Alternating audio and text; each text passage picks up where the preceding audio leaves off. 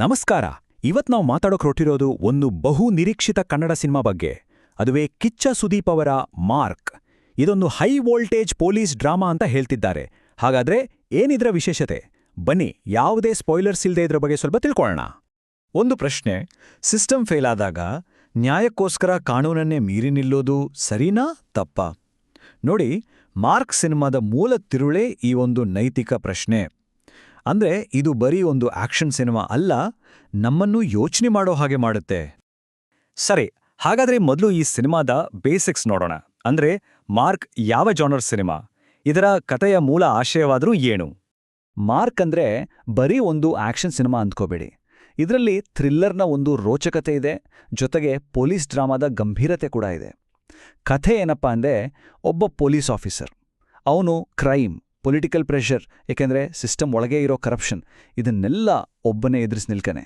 ಇದೊಂದು high voltage. So ಇಂಥ ಒಂದು ಕತೆಗೆ ಜೀವ ತುಂಬಿದವ್ರು ಯಾರು? ಬನ್ನಿ, ಈ ಸಿನಿಮಾದ ಹೀರೋ ಯಾರು, ತೆರೆ ಹಿಂದೆ ಕೆಲಸ ಮಾಡಿದ ಟೆಕ್ನಿಕಲ್ ಟೀಮ್ ಬಗ್ಗೆನೂ ಸುರ್ತ ಮಾತಾಡೋಣ.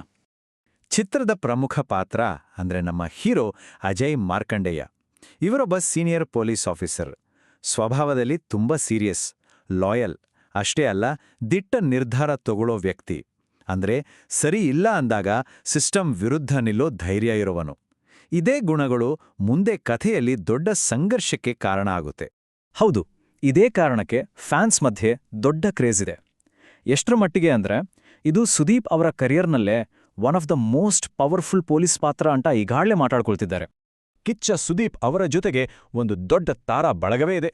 ನೋಡಿ, ನವೀನ್ ಚಂದ್ರ, ಗುರು ಸೋಮಸುಂದರಂ, ಯೋಗಿ ಬಾಬು ಇವರೆಲ್ಲ ತುಂಬ ಅನುಭವಿ ಕಲಾವಿದರು. ಇವರ ಪವರ್ಫುಲ್ ಆಕ್ಟಿಂಗ್ ಸಿನಿಮಾದ ಕತೆಗೆ ಇನ್ನಷ್ಟು ತೂಕ ಕೊಡುತ್ತೆ ಅನ್ನೋದ್ರಲ್ಲಿ ಡೌಟೇ ಇಲ್ಲ. ತೆರೆ ಮೇಲೆ ಇಷ್ಟೆಲ್ಲ ಮ್ಯಾಜಿಕ್ ಆಗ್ಬೇಕು ಅಂದ್ರೆ ತೆರೆ ಹಿಂದೆ ಒಂದು ಸ್ಟ್ರಾಂಗ್ ಟೆಕ್ನಿಕಲ್ ಟೀಮ್ ಇರಲೇಬೇಕು ಅಲ್ವಾ? ವಿಜಯ್ ಕಾರ್ತಿಕೇಯ ಅವರ ಡೈರೆಕ್ಷನ್, ಬಿ ಅಜ್ನೀಶ್ ಲೋಕನಾಥ್ ಅವರ ಮ್ಯೂಸಿಕ್, ಜೊತೆಗೆ ಶೇಖರ್ ಚಂದ್ರು ಅವರ ಕ್ಯಾಮ್ರಾ ವರ್ಕ್, ಈ ಮೂರೂ ಸೇರಿ ಚಿತ್ರದ ಫೀಲನ್ನೇ ಬೇರೆ ಲೆವೆಲ್ಗೆ ತಗೊಂಡೋಗುತ್ತೆ. ಸರಿ, ಇಷ್ಟೆಲ್ಲ ಆಯ್ತು.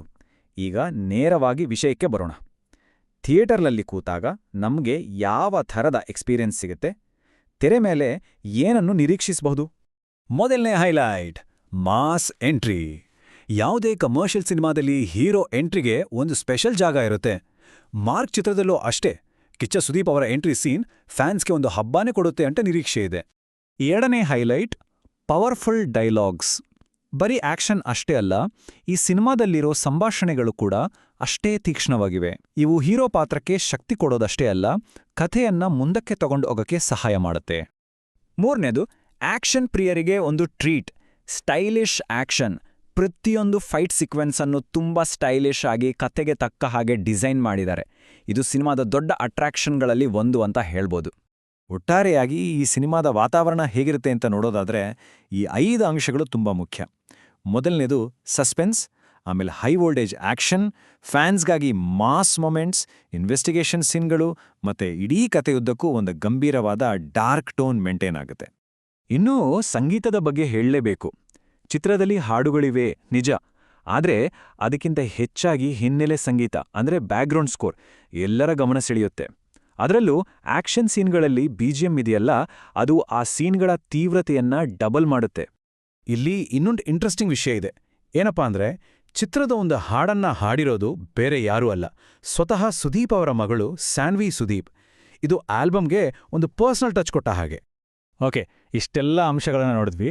ಈಗ ಎಲ್ಲಕ್ಕಿಂತ ಮುಖ್ಯವಾದ ಪ್ರಶ್ನೆ, ಹಾಗಾದ್ರೆ ಈ ಸಿನಿಮಾ ಯಾರಿಗಿಷ್ಟ ಆಗ್ಬೋದು? ಇದು ಯಾರಿಗೆ ಹೇಳಿ ಮಾಡಿಸಿದ ಸಿನಿಮಾ? 3 ಕ್ಯಾಟಗರಿ ಜನರಿಗೆ ಈ ಸಿನಿಮಾ ಖಂಡಿತ ಇಷ್ಟ ಆಗತ್ತೆ.